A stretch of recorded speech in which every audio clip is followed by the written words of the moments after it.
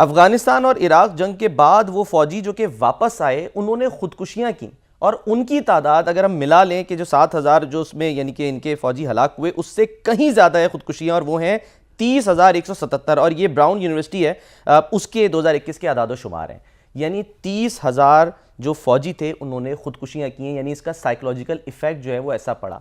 इसके बावजूद Donald Trump ये सोच रहे हैं कि हम जो है वो बूट्स ऑन ग्राउंड उतारें, क्योंकि हवाई हमलों से तो किसी मुल्क में रजीम तब्दील हो नहीं सकती। ठीक, अब वो लाना चाहते हैं, अमेरिकी फौजी लाना चाहते हैं, चलिए ला के ये तजर्बा भी कर लें, एक उनको भी मजा चखना पड़ जाएगा। ये जो एक चीनी नियाद प्रोफेसर हैं जियांग जी, कनाडा में होते हैं, उनका एक तजिया आज सामने आया है। जी सर। उन्होंने कहा कि ईरान ने 20 साल इस जंग की तैयारी की है। 20 साल और उनके तज्जिए के मुताबिक जिस तरह ये जंग आगे बढ़ रही है, वो कहते हैं कि अमेरिका और ईरान के दरमियान ये तवील और थका देने वाली जंग बन जाएगी। अच्छा। और ईरानी इस्तेसादों और ईरानियों की जो मजहबी फिक्र है और नजरिया आखरत है, उसके तनाजुर में वो एक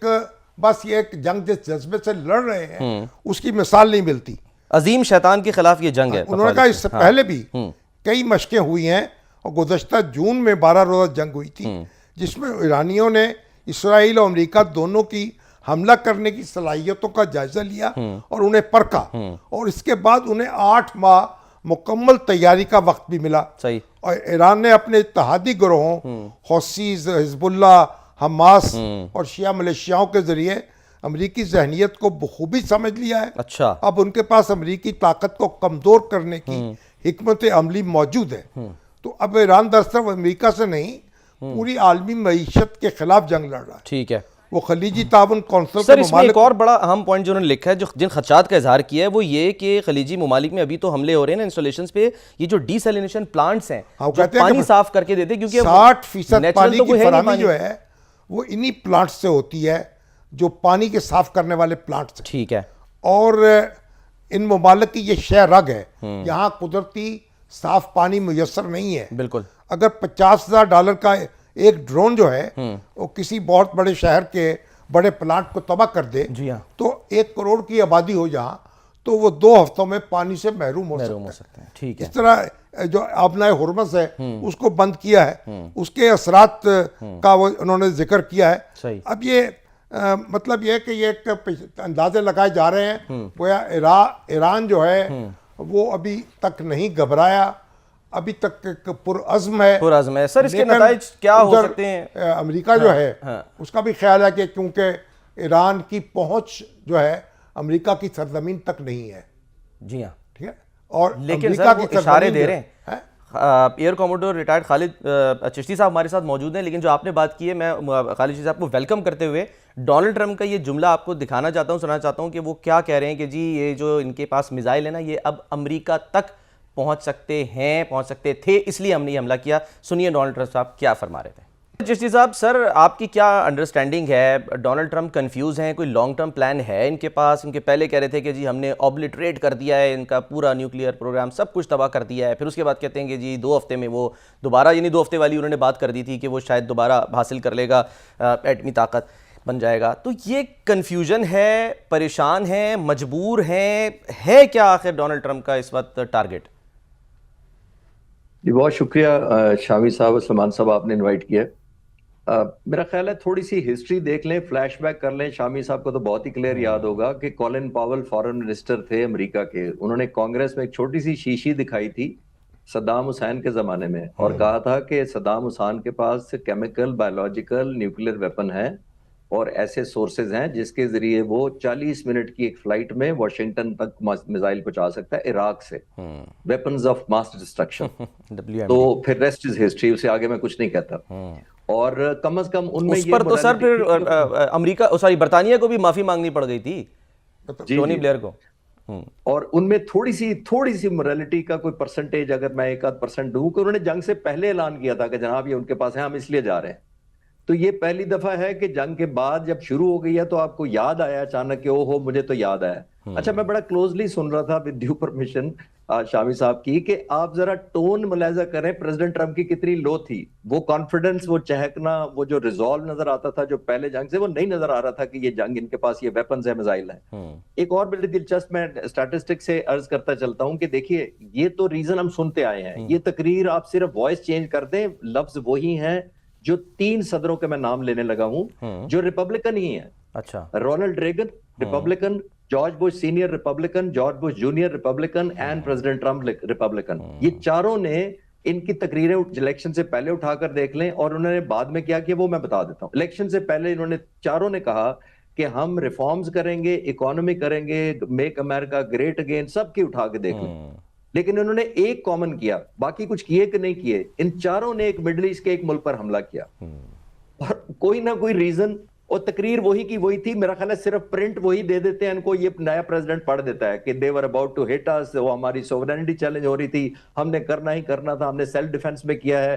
तो ये रीजन मेरा ख्याल है दुनिया नहीं बात। तो ये जो अमरीकी अवाम है वो फिर झांसे में कैसे आ जाते हैं, वो इनके वादों पर कैसे एतबार कर लेते हैं जब ये अपनी कैंपेन चला रहे होते हैं? नो, वादा तो है ही नहीं, वादे से तो ये फिरे हैं, आप नोट कर लें। जंगों के खात्मे का तो वादा करते ये कहा था मैं अमन लेके आऊंगा, हाँ, पीस लेकर आऊंगा। ये तो अमन के पैगाम पर शामी साहब, इन्होंने इलेक्शन कैंपेन में कमला हैरिसन को जो वाइस प्रेसिडेंट थी तंज करके कहा था अंग्रेजी में कि you send your boys to the war, I will never. ये कैंपेन का स्लोगन था उनका। तो मैं तो जो जंगों में जा चुके हैं उनको भी पुल आउट करूंगा। तो ये तरह मुलायजा करें कि कहा कुछ और फिर कर कुछ रहे हैं, तो ये आई थिंक बिग डायकोटमी है। It's just a matter of voice change हुई है, सिर्फ टेक्स्ट वही का वही है। और वैसे भी हमला करने के बाद जो उनको ग्राउंड रियलिटी का फेस करना पड़ा है, मेरा मानना यह है कि उन्होंने आयतुल्ला को एलिमिनेट और शहीद इसीलिए किया था, वो समझ रहे थे कि ईरान के लोग बस ऑलमोस्ट सड़कों पर तैयार बैठे हैं, सिर्फ ऐवान सदर में और प्राइम मिनिस्टर हाउस में और सदारती महल में घुस जाएंगे, वो बस टेक ओवर कर लेंगे। लीडरशिप को कोई एलिमिनेट नहीं करता। शामी साहब ने पूरी बहुत ज्यादा हिस्ट्री मेरे से पढ़ी होगी। लीडरशिप को तो आप सर्वाइव कराते हैं, ताकि उसी की विल तोड़ेंगे तो वो ट्रिकल डाउन इफेक्ट करेगी, लाइक डोमिनो इफेक्ट के आप बचपन में ईंटें खड़ी करते थे, वो एक ईंट को मारते थे, सारी ईंटें गिरती थी।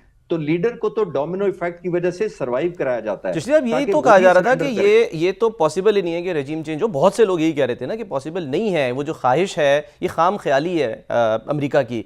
लेकिन अगर अमेरिका, उसकी जो फौज है मिलिट्री, वो एआई का इस्तेमाल कर सकती है, आर्टिफिशियल इंटेलिजेंस, कि हमने हमला कैसे करना है। अभी ताज़ा खबर आई है कि जी जो ट्रैफिक लाइट्स पर लगे जो कैमरास थे वो तक इसराइल कंट्रोल कर रहा था और मॉनिटर कर रहा था, वहाँ से सारी नकलो हरकत तमाम वहाँ पर, यानी कि खामनाई साहब की और उनके जो भी आला हुकाम थे। इतनी डीप पेनिट्रेशन, और इसके बावजूद उनको ये अंदाज़ा नहीं था कि किन लोगों पर वो भरोसा करके ये कह रहे हैं कि जी जैसे ही हम हमला करेंगे या हम एलिमिनेट कर देंगे सुप्रीम लीडर को तो लोग सड़कों पर निकल आएंगे और लोग जाके जो है वो कब्जा कर लेंगे। बार बार कहने के बावजूद जो है वो लोग नहीं निकले। क्या 1953 उनके जहन में था? बहुत बड़ी मिस कैलकुलेशन मेरा ख्याल है। कम से कम ये लीडरशिप को एलिमिनेट करने की और शहीद करने की तो मेरा ख्याल है बहुत बड़ी लीडरशिप की मिस कैलकुलेशन है। उन्होंने मिस रीड किया था कि हम फैसिलिटेट करेंगे। और आमतौर पे आप तमाम हिस्ट्री उठा के देख लें, जिस दिन हमला कोई मुल्क करता है और वो भी अमेरिका जैसा, वो अपनी मिलिट्री स्ट्रैटेजी, अपने ऑब्जेक्टिव्स को अनफोल्ड करता है और अपना मेथोडोलॉजी बताता है लोगों को कि हमने ये करना था, इस तरह करेंगे, जब ये हो जाएगा तो जंग बंद कर देंगे। पूरी तकरीर पहले दिन प्रेसिडेंट ट्रंप की उठाकर देखें, वो तकरीर जोर क्या दे रहे हैं, ईरानी लोगों को कह रहे हैं कि तुम कर्जा कर लो, हम आ गए हैं, तुम मदद करने, तुम वादे का इंतजार कर रहे थे, हमने वादा पूरा कर दिया। ये कौन सी मिलिट्री स्ट्रैटेजी है जो कि मटेरियलाइज नहीं हो रही। तो एनीवे, रिडंडेंसी मेरा ख्याल है बहुत है, ईरानियन कौम में भी है। पिछला जंग रिकॉल कर लें सलमान साहब, पिछली जंग के पहले दिन 37 लीडर्स को एलिमिनेट किया था इन्होंने, इंक्लूडिंग मिलिट्री, पॉलिटिकल, स्पिरिचुअल, पासदारान इनकलाब, चारों, और 19 साइंटिस्ट को एलिमिनेट किया था। तो क्या हुआ था, सक्सेशन खुद ब खुद ट्रेवल की, 12 दिन तक जंग चलती रही, इनको B-52 लाने पड़े अब जंग बंद कराने के लिए।